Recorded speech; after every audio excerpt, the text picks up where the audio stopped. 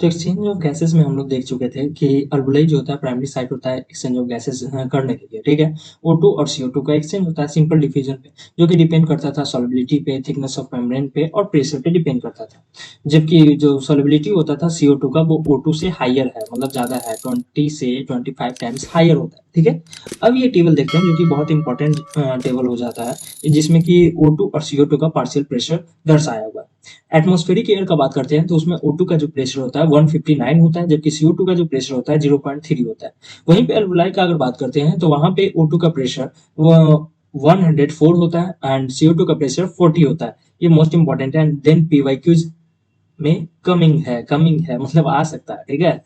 तो अगर ब्लड का बात करते हैं तो डीऑक्सीजनेटेड ब्लड में जो होता है O2 40 होता है, जबकि CO2 जो होता है 45 होता है। जबकि ऑक्सीजनेटेड ब्लड का अगर बात करते हैं तो O2 95 होता है, जबकि CO2 40 होता है। और टिश्यू में सेम एज डीऑक्सीजनेटेड ब्लड, क्योंकि ब्लड टिश्यू में जो होता है डीऑक्सीजनेटेड होता है, जबकि ऑक्सीजनेटेड ब्लड में 95 O2 होता है एंड देन 40 CO2 का पार्शियल प्रेशर होता है, ठीक है। इस बात को अच्छे से ध्यान रखना है, सेग्रीगेट करके याद रखना है। जैसे यहाँ देखिए डीऑक्सीजनेटेड में O2 40 था, तो यहाँ पे ये नहीं कि ऑक्सीजनेटेड है तो 45 कर देंगे, नहीं 95 है, ठीक है। इस बात का खासा ध्यान रखें। अब इस फिगर का बात करते हैं तो यहाँ पे देखिए बहुत अच्छे से देख सकते हैं आप कि इंस्पायर्ड है, एक्सपायर्ड एयर है, PO2 104 एंड देन अल्वुलाई के पास जो पार्शियल प्रेशर होता है वही दिया हुआ, ठीक। ये पल्मोनरी आर्टरी हो जाता है, ये पल्मोनरी वेन हो जाता है। इस बात का ध्यान रखेंगे। ये जो इन है वो इन होता है O2 का, CO2 का एक्सक्रिएट आउट होता है। यहाँ पे देखिए सिस्टेमिक वेन्स है, मतलब ये डीऑक्सीजनेटेड वेन्स है तो डीऑक्सीजनेटेड ब्लड कैरी करेगा। अब चूंकि डीऑक्सीजनेटेड ब्लड है तो इसमें पार्शियल प्रेशर कितना होगा भाई, सेम है, ठीक है। इस बात का ध्यान रखेंगे। PO2 40 होगा, जबकि PCO2 45 mmHg होगा।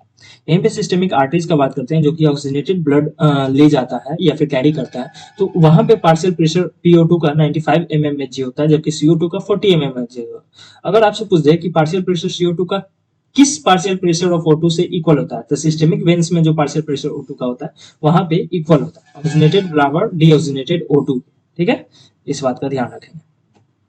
अब यहाँ पे बात करते हैं वो कि कैसे होता है, आखिर डिफ्यूजन कैसे करता है। A gradient is present for CO2 in the opposite direction from tissues to blood and blood to alveoli। कहने का मतलब है O2 जो होता है वो बाहर से हम अंदर लेते हैं, ठीक है। CO2 अंदर से बाहर छोड़ते हैं, तो वो टिश्यू से ब्लड में जाता है, फिर ब्लड से अल्वुलाई, अल्वुलाई से फिर बाहर चला जाता है, ठीक है, लंग्स के थ्रू बाहर निकल जाता है। अब हम लोग पहले ही बात कर चुके हैं कि सॉल्युबिलिटी ऑफ CO2 जो होता है 20 से 25 टाइम्स हायर होता है O2 से, ठीक है।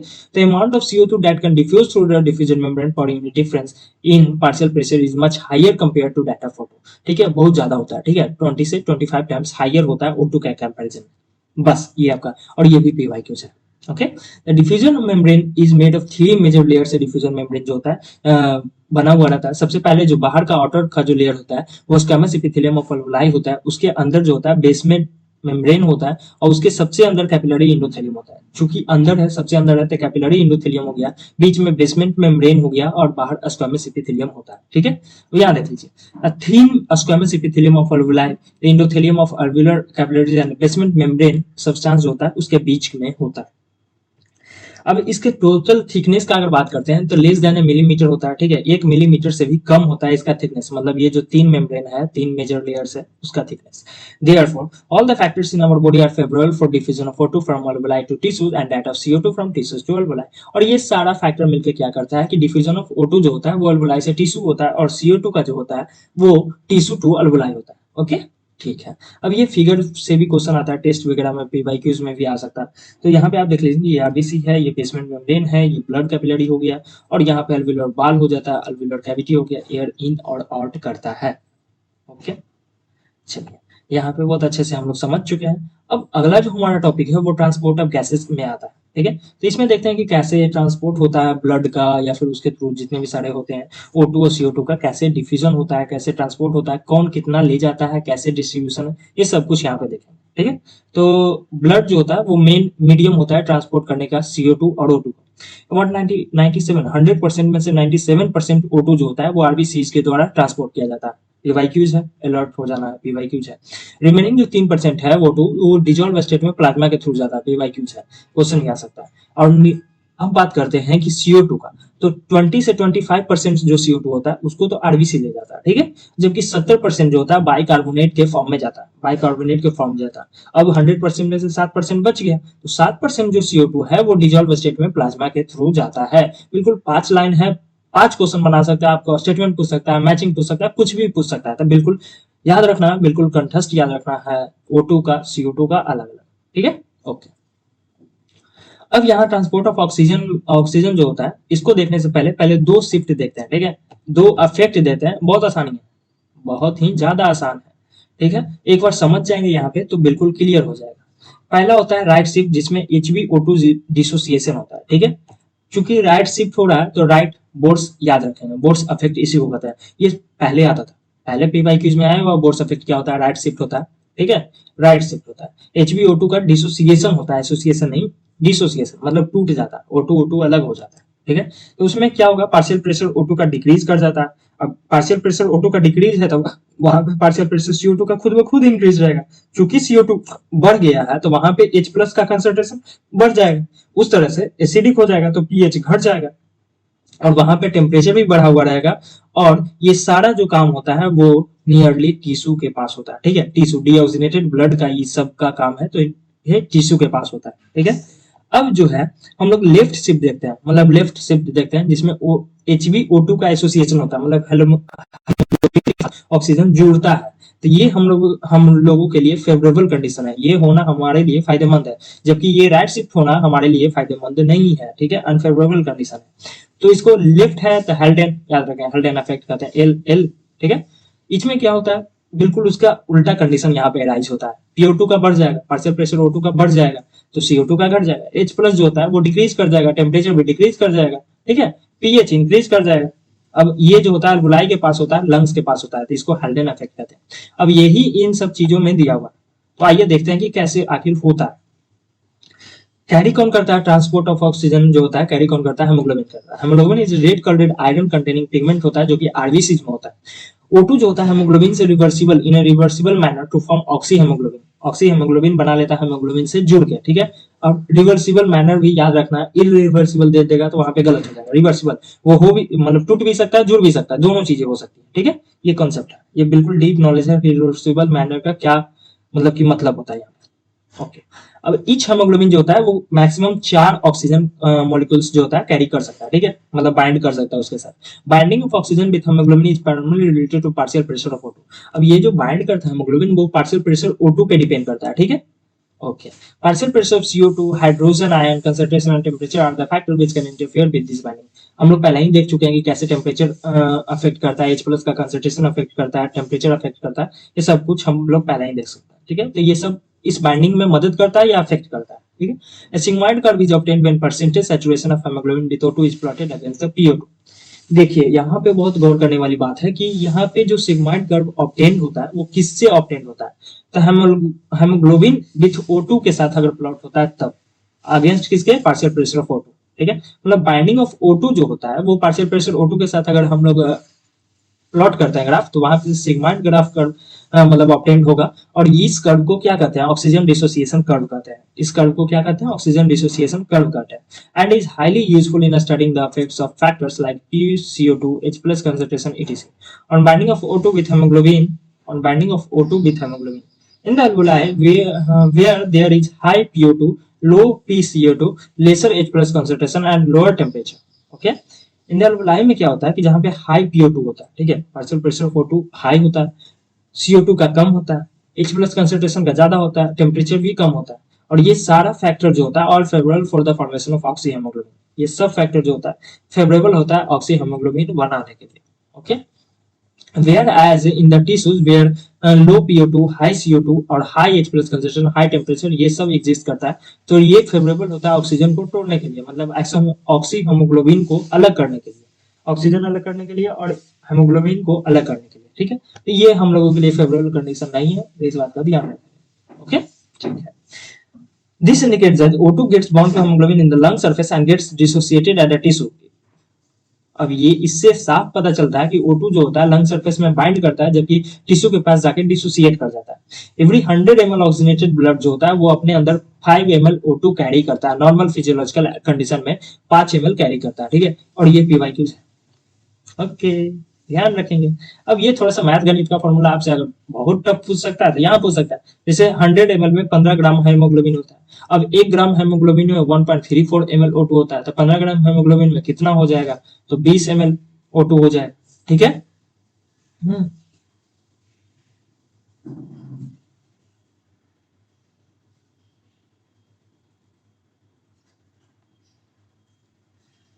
और 100 ml में भी 20 ml O2 हो जाएगा।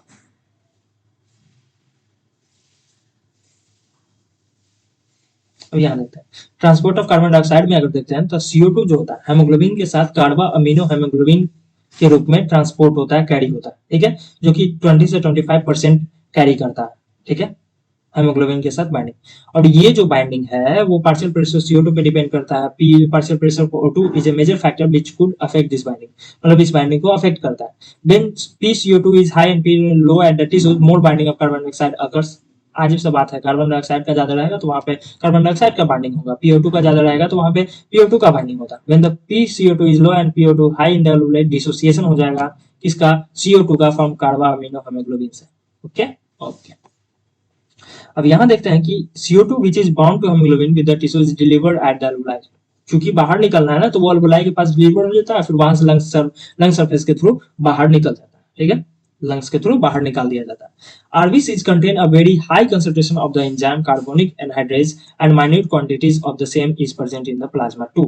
बहुत बारीक ध्यान रखना है यहाँ पे, क्या रखना है कि आरबीसीज में बहुत ज्यादा कार्बोनिक एनहाइड्रेस होता है, ठीक है, लेकिन प्लाज्मा में भी माइन्यूट क्वांटिटीज में होता है, प्लाज्मा में भी माइन्यूट क्वांटिटीज में होता है, ठीक है। This enzyme facilitate the flowing reaction in both direction, और ये एंजाइम जो है इस डायरेक्शन को दोनों रूप में काम करता है, मतलब बाइकार्बोनेट भी बना लेता है, फिर वहां पे डिसोसिएट करके वो CO2 भी बना सकता है, ठीक है। कौन सा एंजाइम, कार्बोनिक एनहाइड्रेस, ये माइन्यूट क्वांटिटीज में प्लाज्मा में पाया जाता है और हाई कंसंट्रेशन में आरबीसीज में पाया जाता है, okay okay. At the tissue site में क्या होता है कि वहां पे PCO2 जो होता है वो हाई होता है ड्यू टू कैटाबोलिज्म के कारण हाई होता है, तो CO2 diffused into the blood, RBCs and plasma diffuse कर देता है और बाइकार्बोनेट बना लेता है और H+ दे देता है, ठीक है। जबकि एल्वुलर साइट में क्या होता है, जहां पे PCO2 जो होता है लो होता है, वहां पे रिएक्शन बिल्कुल उल्टा हो जाता है, opposite direction, leading to formation of CO2 and H2O बना लेता है, CO2 एंड H2O बना लेता है, ठीक है। तो ये बाहर CO2 trapped as bicarbonate at the tissue level and transported to the alveoli is released out as CO2 के रूप में बाहर निकल जाता है। अब 100 ml ऑफ डीऑक्सीजनेटेड ब्लड जो होता है वो 4 ml CO2 अल्वुलाई के पास देता है, मतलब डीऑक्सीजनेटेड ब्लड जो रहेगा उसमें 4 ml CO2 होगा, जबकि ऑक्सीजनेटेड रहेगा तो 5 ml O2 का होगा, ठीक है, ओके। अब यहाँ एक वर्ड आता है लोडिंग ऑफ CO2 कहाँ होता है, टिश्यू के पास लोडिंग होगा, अनलोडिंग मतलब ट्रैक्टर पर से उतार दो तो उसको अनलोडिंग कहते हैं, ट्रैक्टर पर से उतार दिया है CO2 बाहर निकालने के लिए तो अल्वुलाई के पास होता है, ठीक है। इस बात का आता है थोड़ा सा आपको ध्यान रखना है। अब बात करते हैं कि ये सब रेस्पिरेशन को कंट्रोल कौन करता है, ये कैसे काम करता है और कब बढ़ाता है कब घटाता है, ये सब कुछ जो इसका रेगुलेशन होता है, वो रेस्पिरेशन का जो रेगुलेशन होता है ये सब हमारे न्यूरल सिस्टम हार्मोनल सिस्टम से भी थोड़ा थोड़ा रिलेट करता है। तो आइए देख लेते हैं। Human beings have a significant ability to maintain and moderate the respiratory rhythm to suit the demands of the body tissues. This is done by the neural system. ये जो होता है न्यूरल सिस्टम के द्वारा डन किया जाता है, मतलब इसका जो रेगुलेशन होता है न्यूरल सिस्टम के द्वारा होता है, हार्मोनल के द्वारा नहीं होता, ठीक है। Specialised centre present in the medulla region में एक स्पेशलाइज्ड सेंटर होता है जिसको रेस्पिरेटरी रिदम सेंटर कहते हैं, यही रिस्पॉन्सिबल होता है रेस्पिरेशन को रेगुलेट करने में, ठीक है। अब अनदर सेंटर जो होता है पॉन्स रीजन में जिसको न्यूमोटॉक्सिक सेंटर कहते हैं, वो मॉडरेट करता है रेस्पिरेटरी रिदम सेंटर को, मतलब ये जो सेंटर है रेस्पिरेटरी रिदम सेंटर है इसको कौन कंट्रोल करेगा, पॉन्स रीजन में जो न्यूमोटॉक्सिक सेंटर है वो इसके मॉडरेट करता है, मतलब बढ़ जाएगा तो उसको कम करेगा, कम जाएगा तो उसको बढ़ाएगा, ये किसका काम है, न्यूमोटॉक्सिक सेंटर का काम है जो कि पॉन्स रीजन में होता है ब्रेन के, ओके। अब neural signal from this centre can reduce the duration of inspiration and thereby alter the respiratory rate. अब ये जो है न्यूमोटॉक्सिक सेंटर जो है वो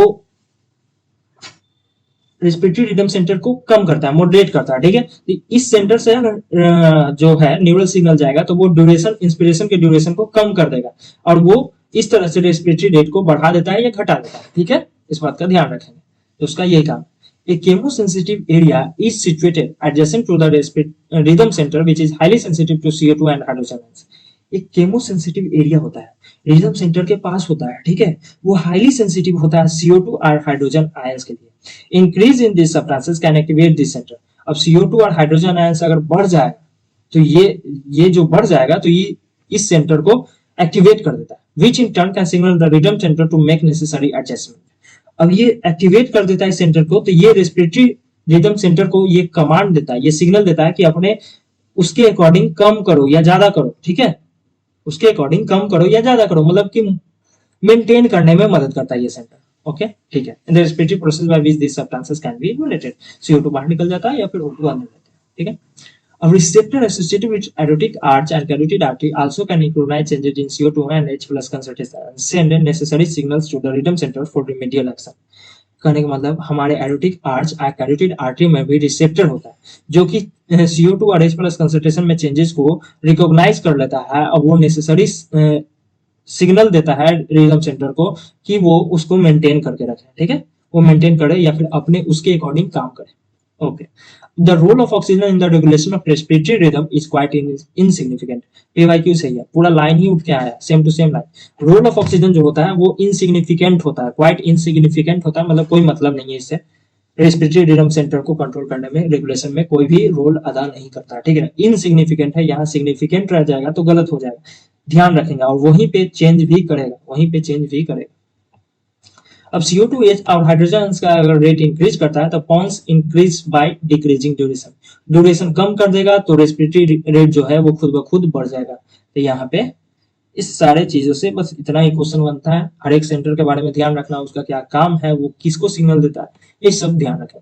अब इससे रिलेटेड जो है वो डिसऑर्डर क्या होता है, रेस्पिरेटरी सिस्टम से रिलेटेड डिसऑर्डर क्या होता है, तो आइए देखते हैं। सबसे पहले अस्थमा होता है। अस्थमा मेजर कॉज है इंडिया में तो बहुत ज्यादा होता है, ठीक है। इसमें क्या होता है कि सांस लेने में डिफिकल्टी हो जाता है, एलर्जी की वजह से होता है। क्यों होता है? ब्रोंकियाई और ब्रोंक्यूल्स में इन्फ्लामेशन होता है, मतलब सूजन हो जाता है जिसकी वजह से सांस नहीं ले पाते हैं, और ये मोस्टली एलर्जी की वजह से होता है, तो इसको अस्थमा कहते हैं, ठीक है। जबकि एम्फाइसेमा जो होता है, एम्फाइसेमा जो होता है वो अलग टाइप का डिजीज है। इसमें क्या होता है कि अल्वेलर वाल्स डैमेज हो जाता है, ठीक है, और ये क्रोनिक डिसऑर्डर है, ये भी बर्ड उठ के आ जाता है, जेनेटिक डिसऑर्डर कर देगा, गलत हो जाएगा। Chronic disorder in which alveolar walls are damage due to which respiratory surface decrease कर जाता है। एम्फाइसेमा में रेस्पिरेटरी सरफेस जो होता है डिक्रीज कर देता है। वो टार का ऐड देखते थे ना, सिगरेट स्मोकिंग, हाँ, तो सिगरेट स्मोकिंग की वजह से होता है, इसलिए हम लोगों को सिगरेट नहीं पीना चाहिए, ठीक है। तो रेस्पिरेटरी सरफेस जो होता है डिक्रीज कर जाता है, और क्रोनिक डिसऑर्डर अल्वेलर वाल्स जो होता है डैमेज कर जाता है। ओके, ठीक है।